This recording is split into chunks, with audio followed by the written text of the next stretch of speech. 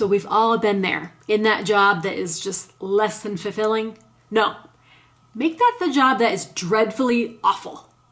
But what do you do when you just can't take it anymore? Well, stay tuned for my advice on a topic that I am particularly familiar with.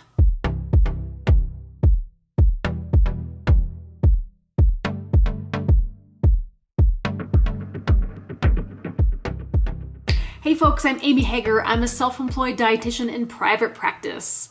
So what do I know about miserable jobs? Well, to tell you, in my 20-year career, the longest I've ever stayed in one job is 4 years, and that only happened one time. So yeah, I've jumped around a lot. But it's not a reflection about my character. It's not my lack of commitment. I know you know what I mean here. So picture your first RD job out of the internship.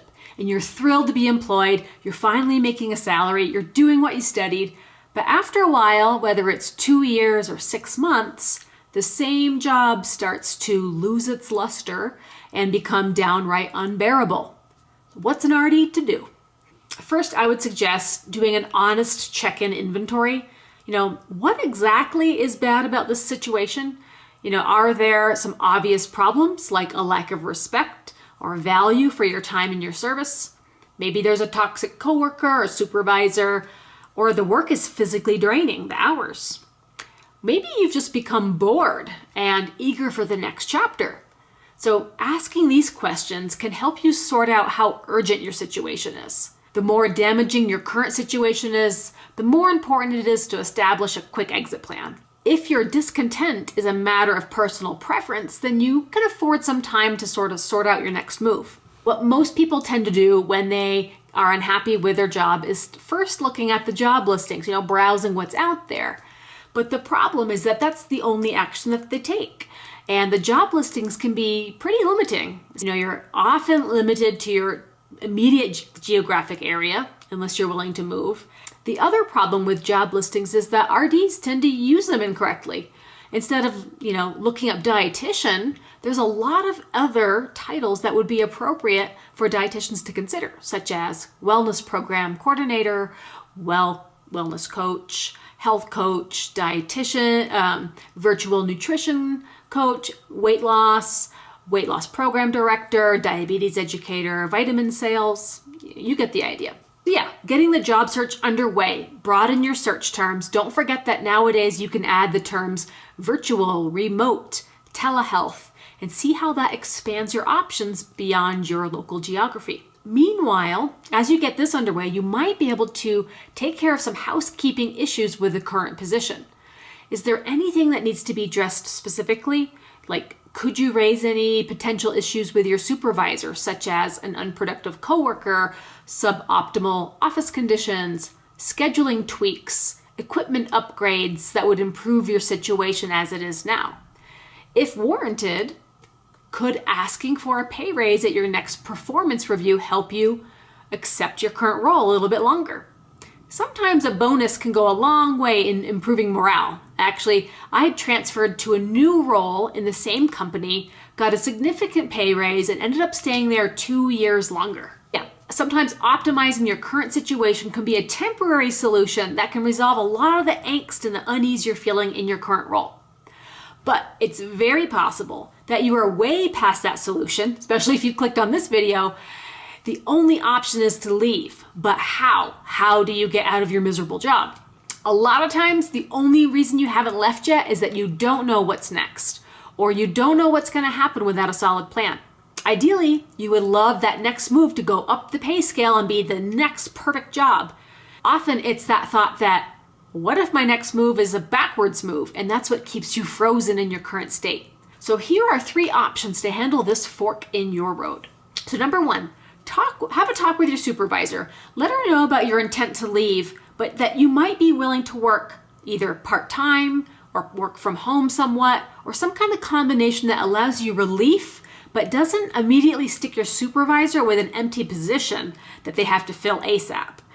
This was the route that I took many years ago before working for myself. I had this exact conversation with my supervisor, and after we had that talk, I ended up going down to a part-time role in 2 months later, and then 3 months after that, I ended up leaving the position. So it was definitely a gradual exit. Did I wish I could have quit immediately? Of course. But I felt like it was important to be gradual about it. 1, I wanted to be sure about my financial situation. And 2, I wanted to leave on good terms with my manager. I didn't just feel like quitting outright. Number 2 is finding part-time work as a replacement.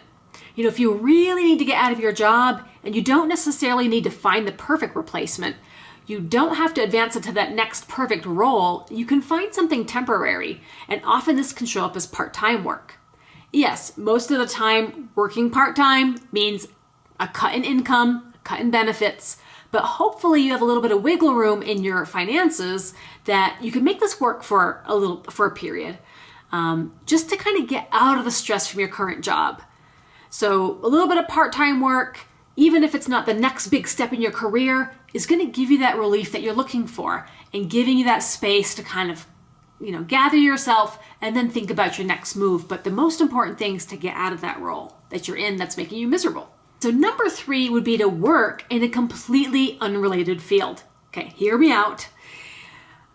Find something fun. Take a career break. I've mentioned this before in terms of taking a sabbatical leave, but this is only temporary. You can cobble together a few different things just to kind of get that mental break from being a dietitian. You're going to be completely out of the field of nutrition and dietetics. You are going to be seen as a different person. People aren't going to label you as dietitian anymore. They're going to see you for doing something else. You're going to be free of all the negative associations you have with your current role. And hopefully this gives you a new understanding of what you want, can bring you some clarity about what's important to you, and even allow you to have fun in an unrelated industry, just to remind you about life balance. I've talked about this time where I actually did this myself. I took a 2-year break from being a dietitian. Instead, I worked as an artist. I made jewelry and I sold it at art shows for 2 full years. And it was really the best career decision I ever made. It wasn't the most lucrative career decision I ever made, but it was so good to give me that mental break, remind me about life balance, having fun, balancing interests, and, just that identity break from being a dietitian. It was huge. And the other piece that came with it, after 2 years of being a full-time artist, I actually gained a new appreciation for being a dietitian and how easy it is to work with clients. So I'm hoping that one of these methods might spark an idea in you to help you break out of your miserable job and try something new. Remember, it's just a job. Nothing is permanent. You can always change course no matter what decision you make. So I'd love to hear from you if you are on the verge of making a decision to quit your current work. Which option appeals to you? If it worked out perfectly, which one would you choose? Guys, life is either an adventure or nothing at all. Let me know in the comments how you feel. We'll see you next time. Take care. Bye-bye. Thanks for watching, guys. Be sure to catch the latest video here. And don't forget to subscribe if you'd like to see more videos on private practice and being self-employed as a dietitian.